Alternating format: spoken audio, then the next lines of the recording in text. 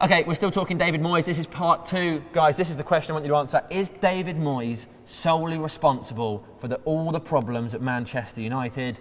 Madge, go. This is going to sound controversial. And look, I think Sir Alex Ferguson is a legend. I've got a lot of respect for him. Yep. But at the end of the day, Sir Alex Ferguson has got to take some of the can for what's going on. Even though I'm not a fan of Moyes' management, his reign so far, I'm not going to, even I would say he's not solely to blame. A lot of the blame has got to go to Fergie.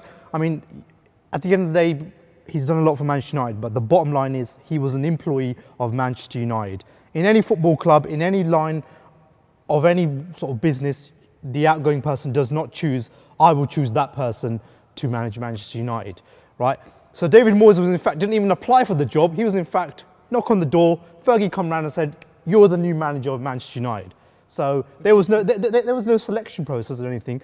So Fergie should have said Fergie should have been thorough and thought, what has David Moyes won? What has he done? When I became manager of Manchester United, I won European trophies, leagues, cups. Look at my CV. Let me find someone who's got a CV like mine before I came to Manchester United. David Moyes' CV hasn't won nothing. Look how many managers were out there last summer that had a better CV than David Moyes, had a better winning coach. Please say Jurgen Klopp. Please say Jurgen Klopp. You know what I want him to say, Jurgen Klopp? Because all these hipsters that have been saying Jurgen Klopp, they don't know he got Mainz relegated before he went to Dortmund, but they still think, oh, he was winning things before he went to Dortmund. He went to Dortmund and he turned it around. He got them playing this style of football. Yes, Jurgen Klopp's a great coach and he probably would prove to be a great manager, but he got Mainz relegated, but people act like he didn't. All right, you hate Klopp. Get over it. You don't have to win things. I don't hate Klopp. I'm going to let Adam speak now because I've just drunk out of his beer. So, firstly, sorry about that, that's my one. Mine's a bit flatter than yours. Weigh in, you were going to butt in on Madge. Yeah, I mean, didn't let you. Sorry. I know. I mean, I was just questioning why Sir Alex Ferguson shouldn't have that right to actually appoint his successor. I mean, when you've achieved so much and given so much to a club, why shouldn't, surely he was, if you look at the Glazer family who have never really been actively involved in the decision-making football affairs, Ed Woodward's only just coming in, so a decision between Sir Alex Ferguson and David Gill, the two main decision makers at the football club over the last sort of 10 years or so, it makes sense to me. Okay. Regardless, I don't think we're really addressing the issue here, because what we're saying is David Moyes at fault? And you say Fergie has to take some responsibility, but only because he picked David Moyes. What about the fact that he didn't sign any central midfielders? He knew that was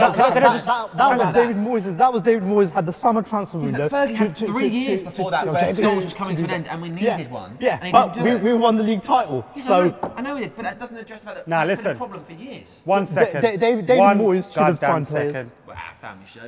Glazers, the Glazers are to blame. The players are to blame. David Moyes is to blame. All three of them are to blame. I keep saying there's a lot of variables. Fergie's to blame too. The Glazers sucking money out of Manchester United, left, right and centre for how many years? Right or wrong? Taking 9. Transfer, yeah, there you go. We could have been reinvesting that money into the club. We've won how many titles? I think it's 5 or 6 since they've been here. Yeah. Won a Champions League final. 7. We've got to 2 other Champions League finals. We've won other trophies too, like the Club World Cup and whatnot. And we sold Ronaldo for a world record transfer fee, and we haven't had the investment that our competition has had. I'm not saying we need to sign 6 players a summer for 40 million each, spending 250 mil. But what I'm saying is, we've been buying players for like, the players that ain't gonna even solve our problems. Alex Ferguson has been saying there's no value in the market because he's been covering their backs and he's not been going out for a player. So firstly, the Glazers are to blame. Secondly, Fergie's to blame. This squad is full of holes. Look at the squad. We've got players. We've got players. Why didn't he fix the holes? Because of the Glazers. We've got players that are there that are either at the end of their careers or are yet to reach their peak. And then the only players that we got at their peak at the moment are Wayne Rooney, Michael Carrick, who hasn't played anything like he did last season, Robin van Persie, who's been sulking because Fergie left. Who else is at their peak? Tell me, please, someone tell me. Do you think there's an argument that Fergie didn't address our midfield? There were obvious issues because he knew he wasn't going to be here long term. And he said, do you know what? Someone else can buy their players. I don't agree with that. Maybe. But David Moyes had the summer transfer window to sign players. You can't say that he wasn't given the money, wasn't interested, because bids were put in for Fabregas. Right, yeah. And look at the philosophy.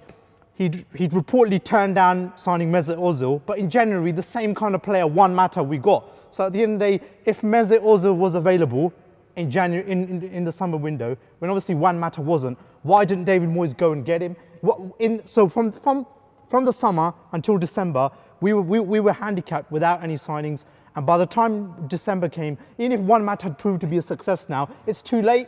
The damage had already been done. Also, hang on one second. Fellaini, you paid more than his release clause. What David Moyes did is he gave every single player. What would have happened was we lost all our coaching staff, and to pull everything, to basically to just destroy everything, he could have got rid of a load of players, and we would have lost everything. What he did was he gave everybody a chance. He gave everybody a chance, and at the moment, they've proved him wrong. He shouldn't have done that.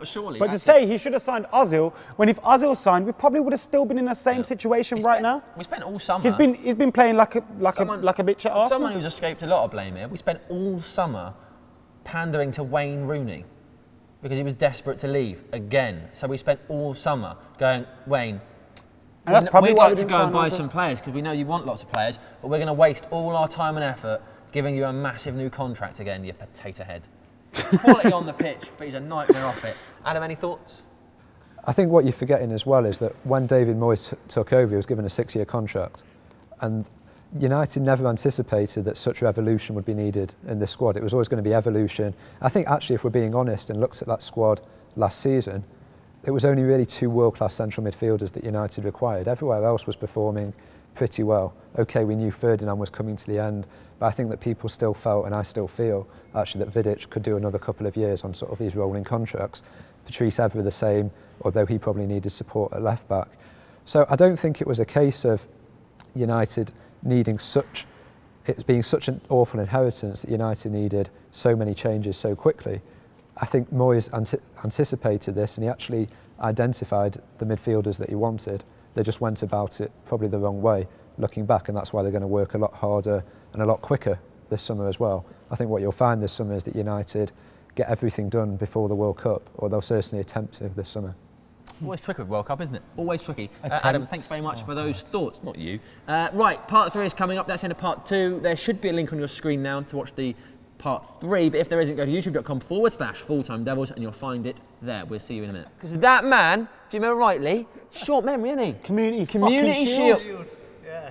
Do you swear again, mate? Madge is winding me up now. Community Shield.